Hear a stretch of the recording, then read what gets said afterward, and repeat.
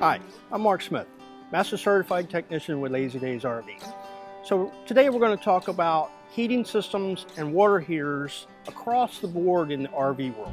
So we're talking from travel trailers, fifth wheels, motorhomes, all the way up to highline stuff. And basically there's two different systems. One system is the AquaHot, which involves the water heater and the furnace all combined in one. And then the other side is LP furnaces and water heaters. Suburban is probably the big brand that we see here.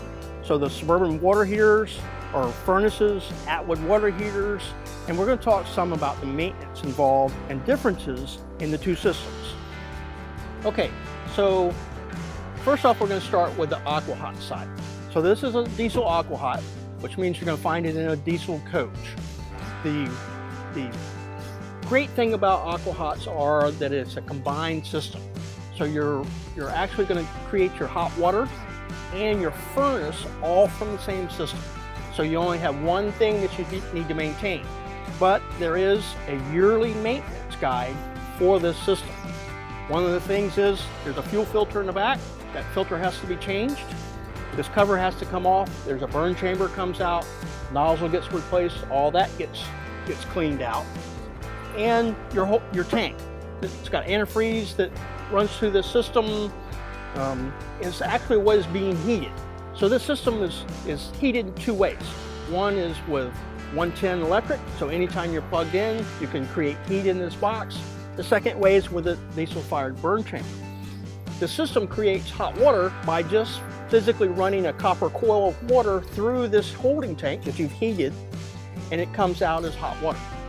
Then to create furnace, when you turn your furnace on, there's pumps inside this that pump the liquid throughout the coach. You blow air across it, and that's how you create your furnace on the inside. So because of that, they call that a wet system. So it gives you a moist heat on the inside. You have great hot water if you're on, especially if you leave the diesel side on, you're going to get never-ending hot water. And as long as you keep up with your maintenance, they're a pretty solid system. So don't be afraid of these. If you've got it, great. If you're thinking about it in the future, it's a good way to go. Next up, we're going to walk over and talk about the LP side of furnaces and water heaters as being a separate system. So let's go look. All right, so the other half of this is the furnace side. So we're talking about LP.